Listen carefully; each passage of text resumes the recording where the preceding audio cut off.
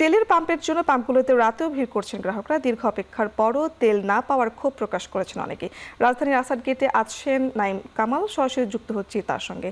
নাইম, রাতে পাম্পের চিত্র কি আছে জানাবেন, এবং জ্বালানি তেল পেতে কত সময় অপেক্ষা করতে হচ্ছে তাদের?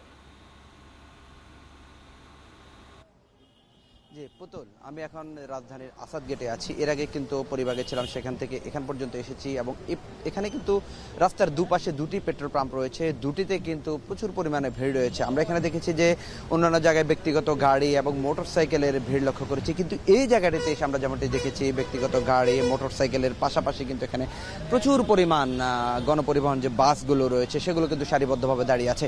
আমরা কিন্তু এখানে ঘুরেছি প্রায় আধা কিলোমিটার ধরে, কিন্তু এই যে দীর্ঘ সারি সেটি কিন্তু অব্যাহত রয়েছে। এখানে আমরা দেখতে পেয়েছি যে অনেক বাইকার দীর্ঘ সিরিয়ালে থেকে অনেকে ঘুমিয়ে পড়েছেন, কেউ কিন্তু রাস্তার পাশে বাইক রেখে বিশ্রাম নিচ্ছেন এবং গাড়ির মধ্যেও আমরা দেখতে পেয়েছি যে অনেকে ঘুমিয়ে পড়েছেন।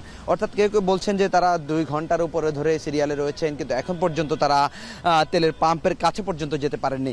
অর্থাৎ এখানে কিন্তু আমরা দেখেছি সহস্রাধিক বাইক রয়েছে, প্রায় শতাধিকের উপরে ব্যক্তিগত গাড়ি রয়েছে এবং 10 থেকে 15টির উপরে আমরা দেখতে পেয়েছি এখানে গণপরিবহন রয়েছে।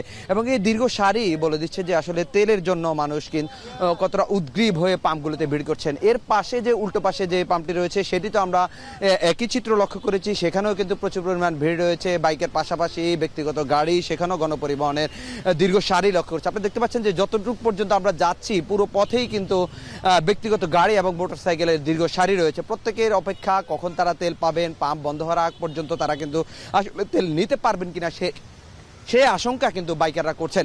তারা বলছেন যে দীর্ঘক্ষণ দাঁড়িয়ে 2 ঘন্টা 2.5 ঘন্টা পর্যন্ত দাঁড়িয়ে যদি শেষ পর্যন্ত তেল নিতে না পারেন তাহলে কিন্তু তারা হতাশ হয়ে বাড়ি ফিরবেন। এবং যারা রাইড শেয়ারিং করেন তারা যেমনটি বলেছিলেন যে তাদেরকে আসলে পর্যাপ্ত পরিমাণ তেল দেওয়া হচ্ছে না। সর্বোচ্চ 500 টাকার তেল নিয়ে কিন্তু তারা সারাদিন পর্যন্ত রাইড করতে পারছেন না। বারবার তারা দীর্ঘ সিরিয়ালে দাঁড়িয়ে তেল নেওয়ার জন্য কিন্তু অপেক্ষা করতে হয়, যে কারণে তাদের রাইড শেয়ারিংয়ের সমস্যা হয়। এবং যারা ব্যক্তিগতভাবে অফিস আদালতে যান, অফিস করেন, তারাও কিন্তু তাদের তেল নিতেই কিন্তু দিনের একটি বড় সময় কিন্তু তাদের পার হয়ে যায়, যে কারণে কিন্তু তারা ক্ষোভ প্রকাশ করছেন।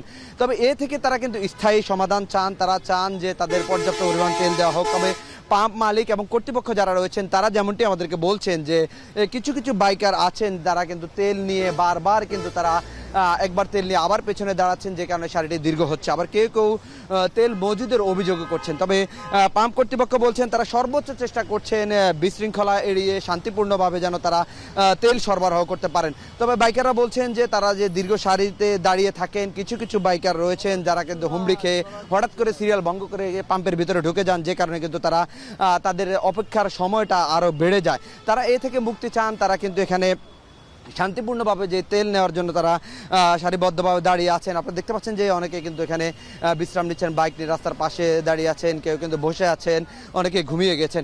এই সারি কিন্তু আমরা যতটুকু পর্যন্ত যাচ্ছি এখন পর্যন্ত কিন্তু সেটার শেষ পর্যন্ত আমরা দেখতে পাচ্ছি না। আসাদ গেট থেকে ছাড়িয়ে এটি গণভবন পার হয়ে কিন্তু আরও অনেক দূর পর্যন্ত এটি চলে গিয়েছে, কিন্তু শেষ আমরা খুঁজে পাচ্ছি না।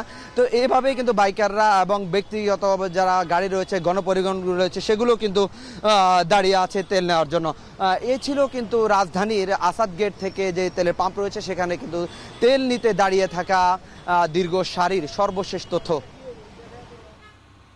রাজধানীর আসাদ গেট থেকে যুক্ত ছিলেন নাইম কামাল।